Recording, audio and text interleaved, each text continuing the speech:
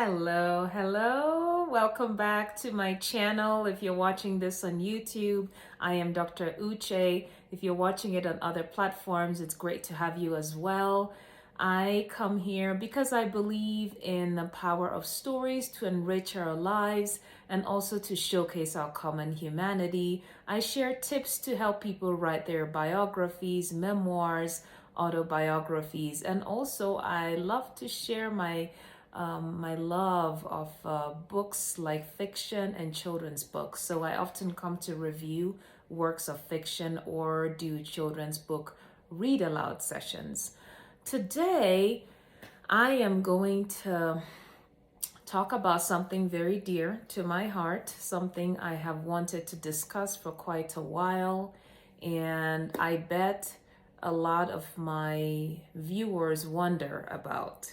I'm going to talk about why. Why do I talk so much about writing biographies and memoirs? Okay, I'm going to spill it all out today, all right? But before I start, if you're watching on YouTube, go ahead and hit subscribe. And also, if you hit the notification bell, you'll know when I upload new videos.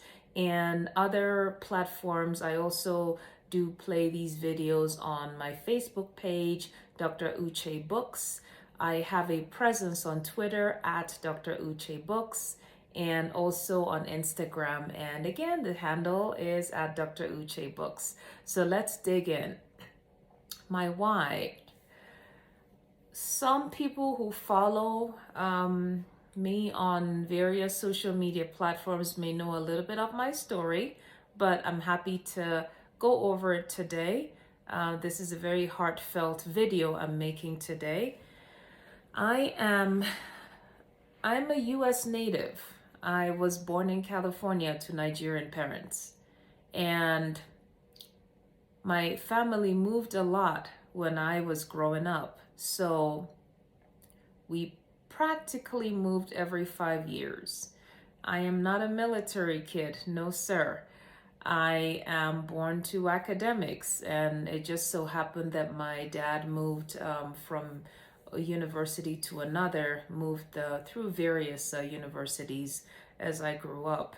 And so aside from 5 years in my early childhood or mid-childhood, I have mostly lived outside the land of my ancestors. So you might say, what's the big deal? Because there are lots of people who perhaps haven't grown up where their families originated. But the unique thing about me is that I mostly grew up as an expatriate kid. An expatriate kid growing up with parents working in a foreign country. So for me, that would be growing up in Zimbabwe. And being an expatriate kid is a very unique and odd situation. You're basically growing up in a place and never quite fitting in. So you are foreign where you're growing up. At the same time, where I grew up didn't have much of, I didn't have a lot of people similar to me. So expatriates were certainly in a tiny minority. And as far as people of Nigerian ancestry growing up, there were very few of us as I was growing up. So I definitely grew up feeling like the oddball, like the odd person out, wherever I was, going through school and so on and so forth, well into my early adulthood. That was how I felt growing up. So the other thing different is that certain experiences people take for granted, I did not have. So having relations around you, having grandparents, aunties, uncles, cousins, all that, I didn't have any of that. It was just me and my siblings and my parents. And so it might be hard for a lot of people to understand or identify with because it is somewhat unusual. Even people growing up, people of Nigerian descent, for example, growing up in the US, I always speak about how the Nigerian American population is actually very huge. So I feel that they may, in some parts of the world, they might have had a lot more, might have been more immersed in that hybrid culture than I ever was. I didn't have that opportunity because the expatriate community I grew up within was actually very tiny and there wasn't really a lot. And so, can you imagine then such a person in 2013 getting a hold of my grandfather's memoirs? He died in 1986. So for me, I was in my early 30s and I was starting to read what he did in his 20s. He'd written about his life. He wrote most of his autobiography, I'm told, during the Biafran War.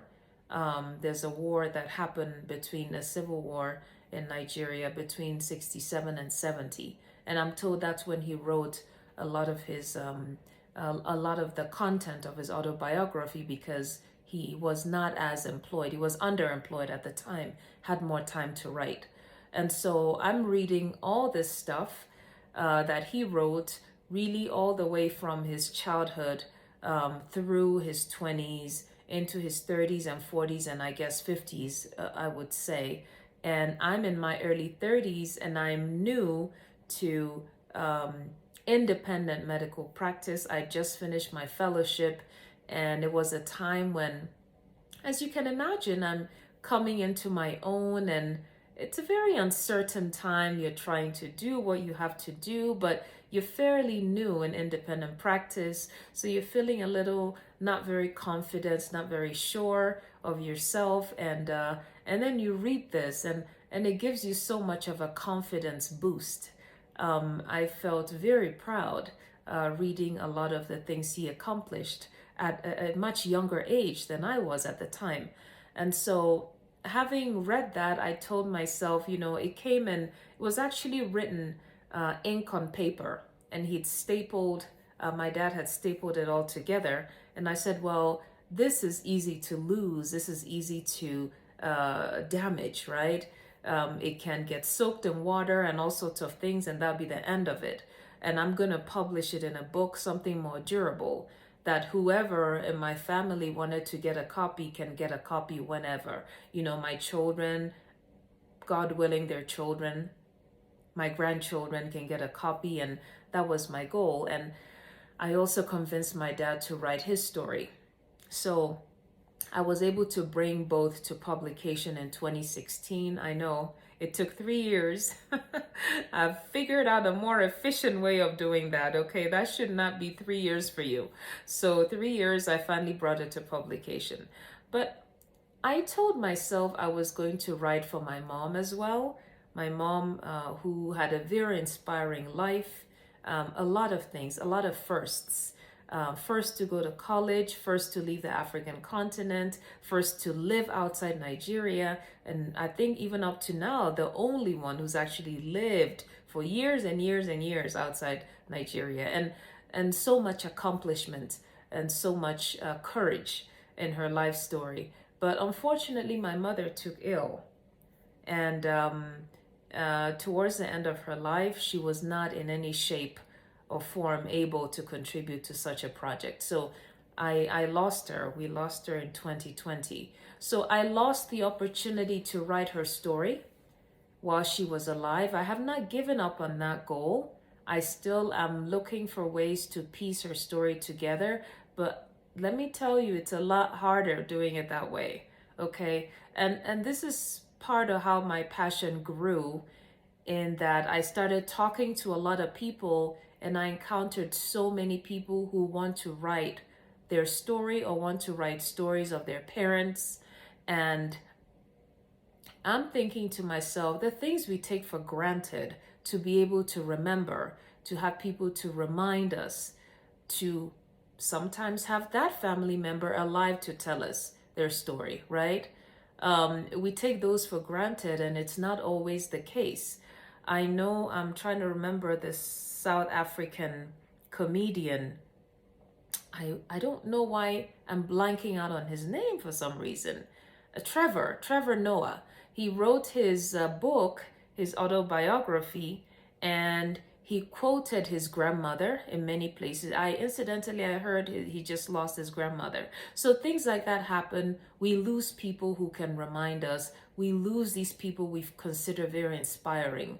And sometimes they get ill and they're not able to participate or give us much history. And so this is how my passion grew out in this area. This is how I grew this passion of wanting to help other people. And I believe that you don't have to be famous or a celebrity or have writing experience. Your story is no less important. And so I developed this program to help other people get their story in print. And nowadays it's so easy. There's self-publishing platforms. We have technology. There's so much to help us get this story down in print. And it really is not rocket science. This is very easy to do. But that's my story. I wanted to share it today, and I hope it inspires somebody. Please don't leave it till later. You leave it till later, you forget things.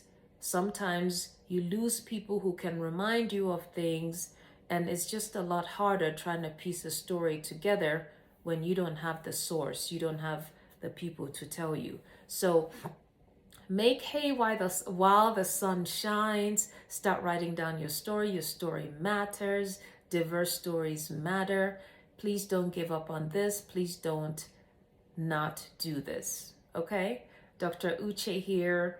I look forward to talking to you again on my next video. Stay tuned. I will continue to share tips to help you write your biography, and I will also continue to share book reviews, and I have some very interesting children's book read aloud coming up. I'm very much looking forward to sharing those with you. You take care, and I'll see you next time. Bye-bye.